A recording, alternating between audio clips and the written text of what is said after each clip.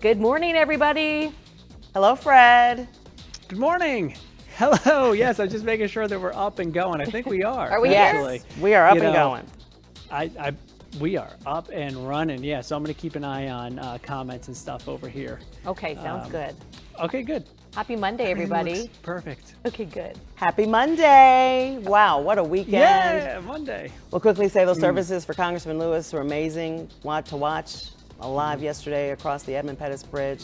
Really powerful pictures. So the Indeed. celebrations continue. Yep. This Today's week. day 3 of 6, and we will follow it every step of the way for you today. We just wrapped up our morning newscast. We hope you joined us for CBS 46 Morning News Monday edition, trying to get you into the swing of things in this new week. And there were a few different stories that had us talking. We've been talking for a few days now that baseball's back. Have you been watching? And you know, so many aspects are changing with the game right now, including this because of the pandemic, including how umpires and managers argue. This was yesterday when Pirates manager Derek Shelton was ejected. You know, normally they're up in each other's faces, but now they are social distancing, wearing their masks, not as heated. They look a little more polite, put the mask on, and then point the finger. I was going to say, I thought you heard why he was ejected, Megan. What was the reason for that? He had an issue with the call. You know, thought it was not a strike, but I guess he took a little too far when he argued that call. Wow. Fred, what are you thinking about this? It doesn't look the same to see the umps doing that.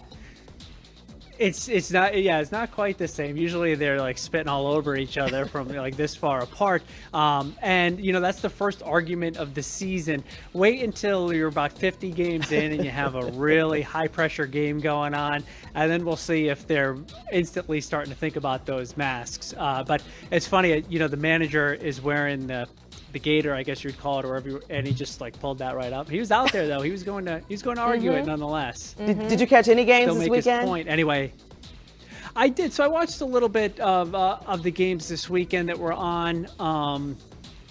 It's missing a little something, I think. I think so, too. Without the fans People. there, you know, just a little bit. I know they're supposed to be piping in some fan sounds and noises. I didn't hear that, but I just thought it looked so lonely for them. Yeah, it's got to be weird for the players. And I did catch some basketball this weekend too. That really looked bizarre, you know, seeing them in those empty stadiums. Yeah, no, the basketball. But I think that the basketball will translate the best to not having the fans. And here's why, because you know, everyone is kind of played pickup basketball or something at one point or another, and it's just like it's only five guys on each team on the court at a time. The court is relatively small. I just think it's more conducive to not having the fans around as opposed to like a big wide open ballpark. Plus, on the NBA side of things, they play music Yes. during the game, which they do even when there are fans. So there's that kind of a feel that you still have even without the fans. I don't know, Am I wrong Fred. on that? I mean, I think that I don't know that we've all played a game of pickup. Megan, have you played pickup before? Maybe years ago in the neighborhood. yeah, it's like, come on, back in the day. Never. No, but okay, all right. Well, your boys have. Yes. I'm teasing. That you're absolutely right with that. But look, at least we have them on TV to watch the games. They're back. It's nice to, tune out for a little bit and watch. All right, Karen, we have another some taco. semblance of normalcy. Yeah, for sure. And we needed that. All right, we talked about this one as well. The Robo Butler era has arrived. It was something from, those science fiction shows. This is Stretch. It's a flexible robot that can do the dishes, the laundry, keep your pet occupied. The Robo Housekeeper features a camera, microphone, laser to help maneuver around. It's the latest from Hello Robot. The company says it has a small footprint, weighing 51 pounds. Stretch starts at about $18,000, not $100.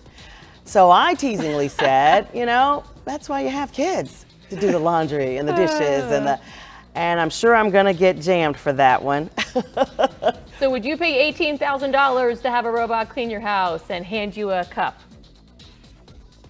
Okay, radio silence. I don't have 18 grand That's a lying no. around. Hopefully he made that drink, whatever it is, Exactly. or she, or the Robo Butler. But I guess it's kind of. I mean, it's taking like what is the robot vacuum? The Roomba. Yes, whatever Robo, it's called. It's yes. taking that kind of to RoboVac. to the next level, right? So, can dust for you.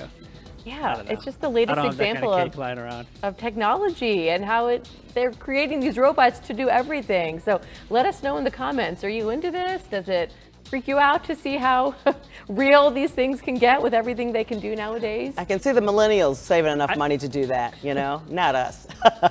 Yeah.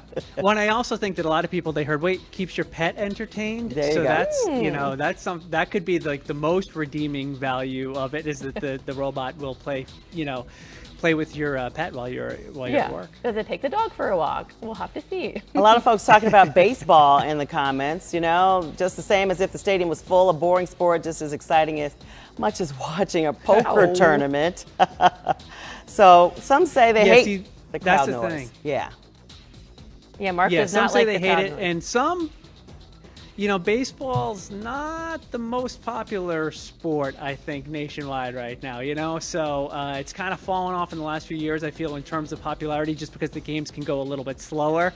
So then you take the fans out of it, and it's a little, got to move these things along, right? Got to go from one pitch to the next a little more quickly, I think. Well, you got the stretch and singing "Take Me Out to the Ball Game." Yeah, trying to get some excitement in there. Hey, and our last one, Megan, this is your favorite story of the day. Yes. Did you guys see this video yet? A bear captured on camera trying to beat the summer heat. Regina Keller lives in George Washington National Forest in Fort Valley, Virginia. And look at this. She says this huge black bear wandered into her yard a few days ago. It dipped a paw in her kiddie pool and then just laid down for a cool nap. The bear dozed off for about an hour, and then the sound of her grandkids and their dogs scared the bear away. But he hung out there for a while. He looks like he's all the way in the pool. Doesn't he it looks like was. more than a paw. Oh yeah, I guess Dipped a he paw. tested the water, decided it was good to go, laid down. And went to sleep in the pool. Very cute. Oh my goodness. That's the first time I've seen the video because I was reading it all morning. That is just adorable, Megan. I see why you love that one. It's cute from a distance, right? Take video from a distance. Fred, what did you think when you saw this? I love it. I love it. I mean, we should have led with that, right? I mean, that's like, you're not going to beat that shot right there of him just catching a little nap there in the pool. It seems like every summer we get these. Sometimes the bear will climb right over into the above ground pool and splash around for an hour or so, and then get on their way. But I wonder what the grandkids thought. Yeah. I mean, boy, I mean that's pretty wild right there. I don't know what I'd do. It was a big one too.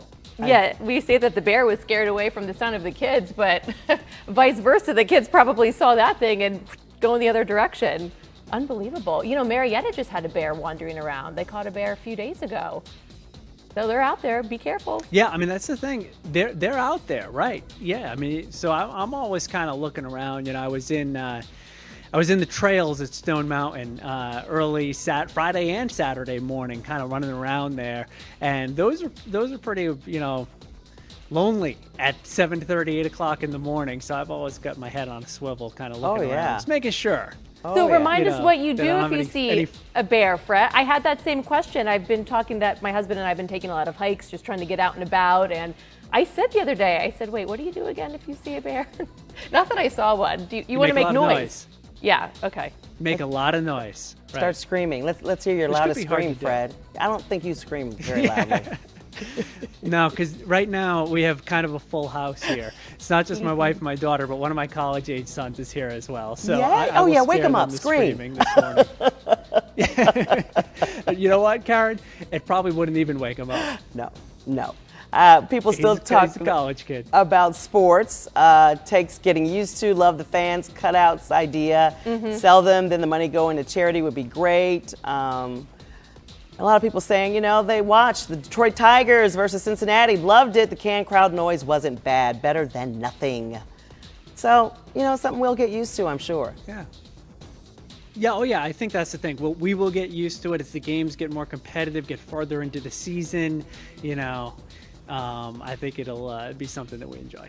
Red Sox fan? Who's your team?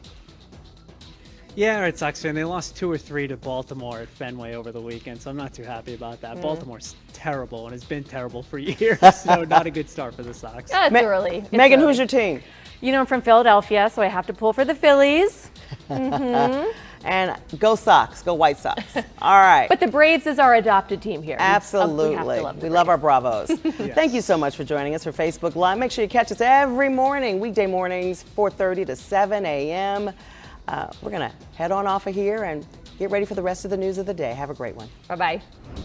See ya.